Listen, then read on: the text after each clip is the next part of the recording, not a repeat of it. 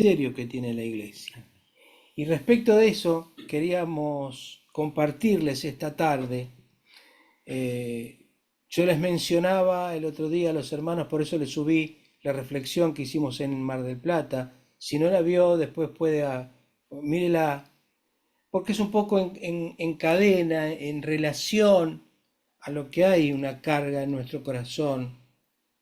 Ustedes saben que cuando celebramos el Pentecostés, cuando allí por el 19 de mayo, el domingo de Pentecostés, mencionamos lo que significaba Pentecostés, compartimos esa experiencia maravillosa de la llenura del Espíritu Santo cuando viene y se genera, se crea la iglesia en realidad a partir de ese día, cuando los cristianos, cuando los discípulos reciben el poder del bautismo en el Espíritu Santo. Y lo veníamos hablando de lo que en Hechos 1:8 dice, pero recibiréis poder cuando haya venido sobre vosotros el Espíritu Santo y me seréis testigos en Jerusalén, en Judea, en Samaria y hasta lo último la tierra. Y cuando hablábamos del bautismo, hablábamos en Hechos 2. Y el otro día, o durante todos estos días, la pastora Alcida estuvo trayendo los devocionales de lo que es el fruto del Espíritu Santo. Y en línea con esto, lo que yo hablaba el domingo pasado en Hechos, allí en la iglesia de Mar del Plata, es cuando la iglesia naciente perseveraba unida en la doctrina de los apóstoles, en la oración, en la santa comunión, en el partimiento del pan, en las oraciones, se mantenían juntos. Una iglesia llena del poder de Dios, dice que la gente tenía temor, pero que los creyentes tenían alegría y sencillez de corazón. Y si yo le pregunto a usted hoy, ¿usted tiene el gozo del Señor? Hoy usted está con esa alegría que proviene más allá de las circunstancias que nos rodean y como en alguna medida debe caracterizar como fruto del Espíritu ese gozo que estaba reinando en los que habían creído. Dice que eran de una mente y de un corazón y tenían todas las cosas en común y le iban para adelante. Y dice, y el Señor añadía cada día a la iglesia los que iban a ser salvos. Ahora, eso es una parte de lo que vivía la iglesia en ese entonces. Y es muy interesante ver, ya que estamos en este tiempo de recordación de Pentecostés, cómo se fueron dando las cosas. Y en ese momento estaba la iglesia naciente, se añadieron en un primer mensaje 3.000, después 5.000 y fue creciendo, pero fue creciendo solamente en una parte, que era en Jerusalén. Y era, si se quiere, una iglesia judía. Era una iglesia que eran los seguidores de Jesús, pero dentro del pueblo judío. Y comenzaron a haber problemas con la gente que no era del todo judía, sino que tenía, por ejemplo, la herencia de los griegos, los helenistas. Y en el capítulo 6 aparece el primer inconveniente que da lugar al llamado de los diáconos, de los nuevos diáconos. Pero yo quiero hablar un versículo que denota un cambio en esto que les venía pasando a toda la iglesia. Y es Hechos capítulo 8. Vamos a leer, para tomar un poco el contexto de lo que está pasando, el versículo número 2 de Hechos 8, o la segunda parte en realidad del versículo 1, porque está cortado allí el versículo. Hechos 8, voy a leer el 1 completo para que no quede cortado. Y dice así la palabra del Señor. Hechos 8, 1. Saulo fue uno de los testigos y estuvo totalmente de acuerdo con la muerte o con el asesinato de Esteban. Ese día comenzó una gran ola de persecución que se extendió por toda la iglesia de Jerusalén. Y todos los creyentes, excepto los apóstoles, fueron dispersados por las regiones de Judea y Samaria. Con profundo dolor, unos hombres consagrados enterraron a Esteban.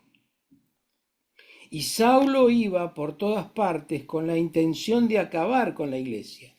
Iba de casa en casa y sacaba a rastras tanto a hombres como a mujeres y los metía en la cárcel. Y el versículo 4. Así que los creyentes que se esparcieron predicaban la buena noticia acerca de Jesús a donde quiera que iban. Felipe, por ejemplo, se dirigió a la ciudad de Samaria y allí le contó a la gente acerca del Mesías. Leemos hasta ahí la palabra del Señor.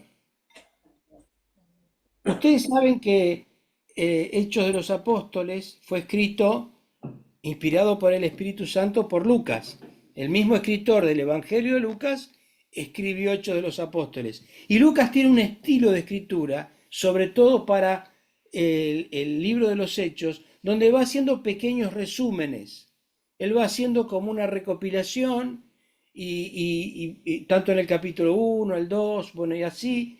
Y en esta etapa, donde está resumiendo o está detallando lo que estaba pasando en ese momento de la iglesia, más allá del primer mártir, acuérdese que también ser testigo implica poder ser mártir. Y el primer mártir de la fe cristiana de la iglesia fue Esteban, que era justamente uno de los diáconos elegidos por la iglesia.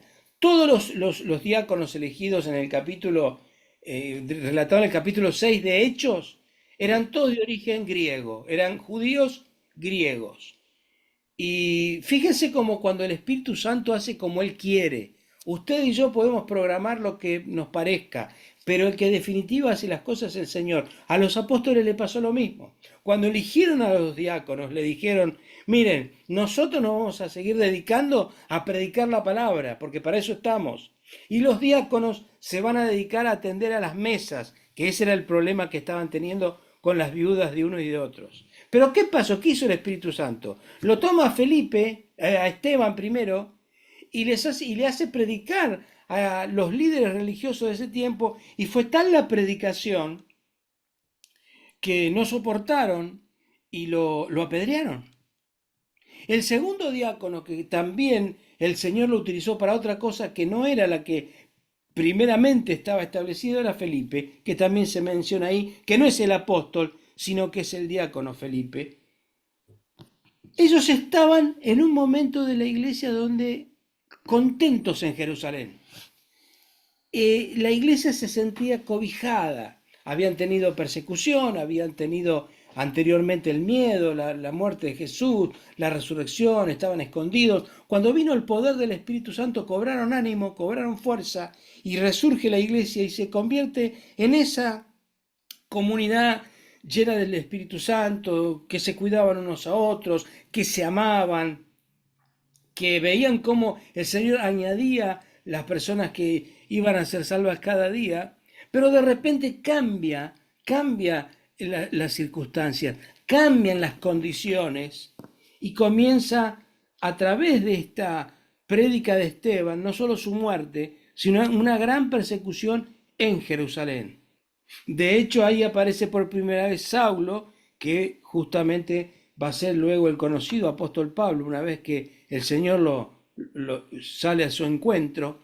Pablo era una persona que en ese momento aparece en la Biblia como, inclusive usted busca en versiones y va a encontrar como que él, de una manera salvaje, dicen algunas versiones, salía a perseguir, porque la idea de él era aniquilar a la iglesia, hacerla desaparecer, porque él creía que de esa manera estaba sirviendo a Dios. Pero no es el punto Pablo ni Saulo en esta noche.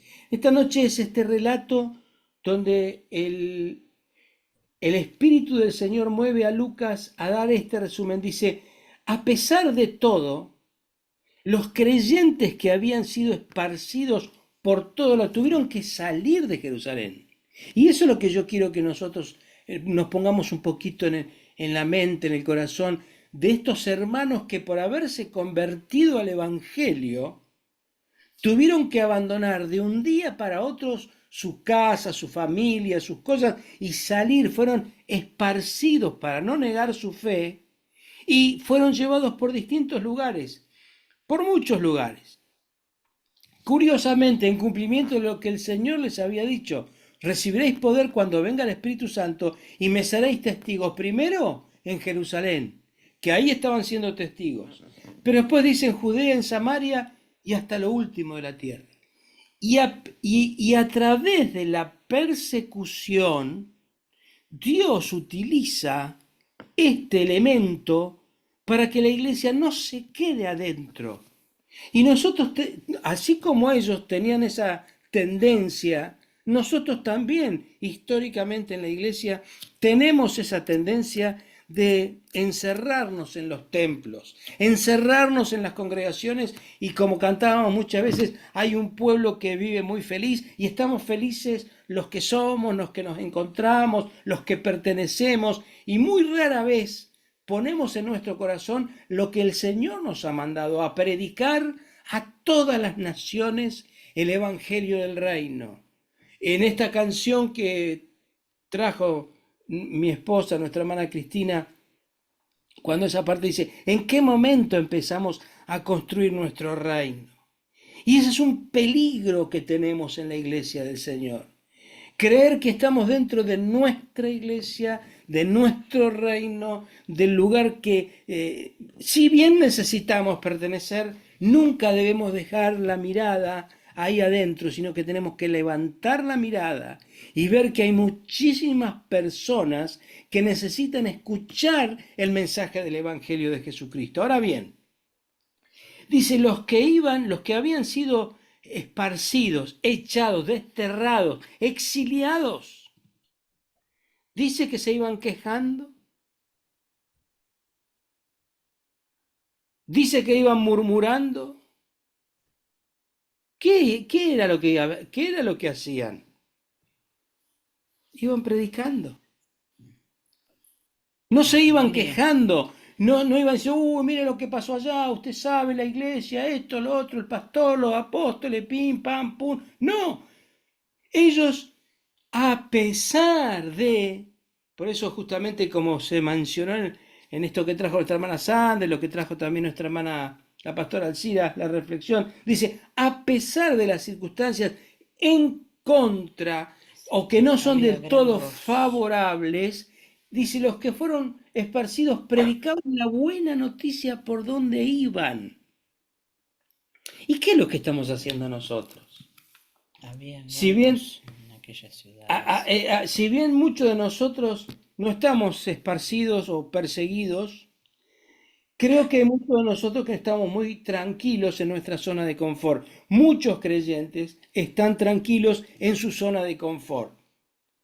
Y eso es lo que el Espíritu Santo pretende que se mueva en nuestras vidas. Ahora, yo quiero contextualizar esto. ¿Qué hacemos nosotros en Río Grande, por ejemplo? Yo este mensaje lo voy a compartir y lo van a escuchar en otras localidades, en otras ciudades, en otros grupos. Pero bueno, como ahora el primer destinatario es la iglesia de Río Grande, yo quiero contextualizarlo. Bueno, ¿qué es lo que nosotros tendríamos que salir a predicar en Río Grande?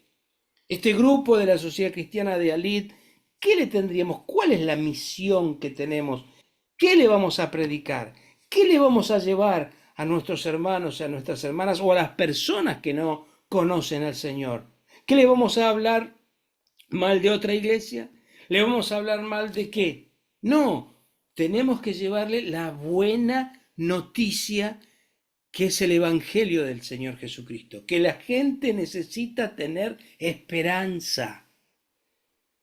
Ahora, hay una tarea muy especial que siempre la iglesia de Río Grande tuvo y que es de la de restauración de las personas. Mucha gente en Río Grande conoce el Evangelio. Está apartado, tuvo maltrato en nuestras congregaciones, lo han estafado, lo han lastimado, lo han herido emocionalmente, psicológicamente, materialmente. Bueno, qué mejor es que ustedes conocen muchas de las historias de nuestros hermanos y hermanas que han quedado heridos y a un costado del camino por la mala praxis de muchos en las iglesias o algunas llamadas iglesias. Entonces, ¿cuál sería nuestra tarea?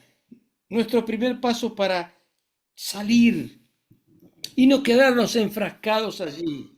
Bueno, salir y no quedarnos enfrascados allí es llevarle justamente este evangelio de la gracia.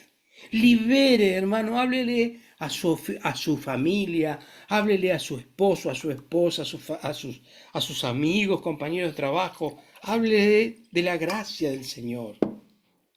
Háblele que el evangelio que quizás le han dado a conocer a esa persona, un evangelio lleno de culpa, un evangelio legalista, un evangelio espiritualista o un evangelio de la prosperidad, no tiene nada que ver con el evangelio de la gracia del reino de Dios, de la gracia y del amor del Señor que nos libera de todo peso y de todo pecado.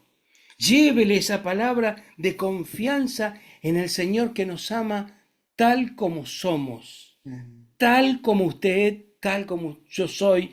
Dice que una vez que nosotros le pedimos perdón, el Señor nos perdona. Dice que olvida nuestros pecados y que limpia nuestros pecados, que aunque fueran lo más oscuros, el Señor los hace blanco y se olvida de nuestra vida de pecado. Y nosotros comenzamos a transitar esa vida de fe con ese verdadero gozo que debe identificar al cristiano. Por eso quiero pedirle en esta tarde a la iglesia de Río Grande que considere esta situación, que los que fueron expulsados inclusive, sin tener culpa alguna de nada, iban con gozo predicando la palabra del Señor.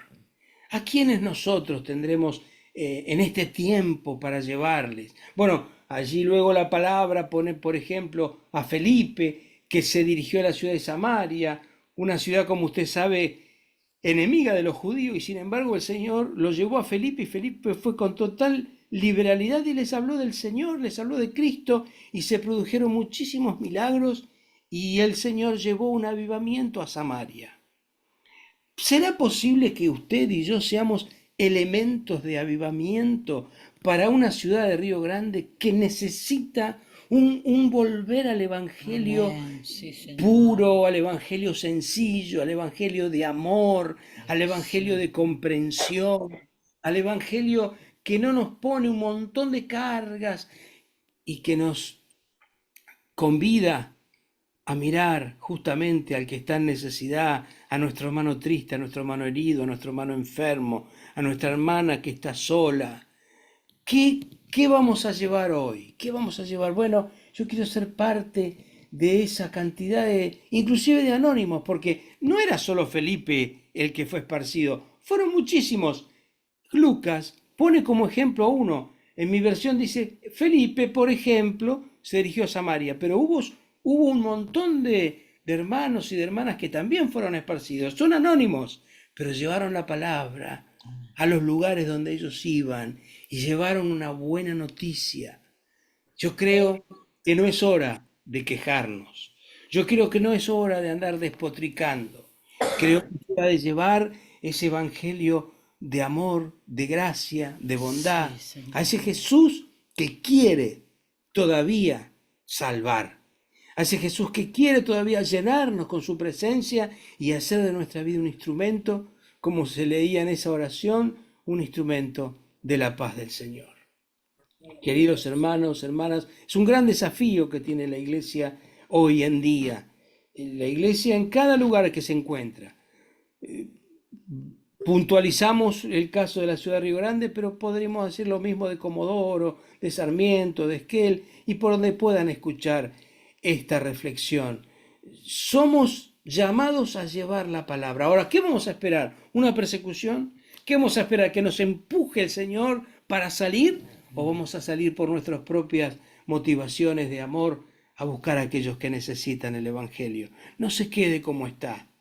No se quede ahí abrigado, bueno, abrigado no sé cuánto ahí en Río Grande que hace frío hoy, pero no se quede apapachado, Al como lado de la dice estufa. mucho, al lado de la estufa, sino que salgamos a buscar a los que necesitan esa palabra de amor, de esperanza, sin ninguna otra intención que llevarle la buena nueva de Amén, sí, Cristo al Señor. Señor. Amén. Que Dios les bendiga y que tengan una excelente semana colmada de las de mejores frutos. bendiciones y del gozo del Señor. Y salga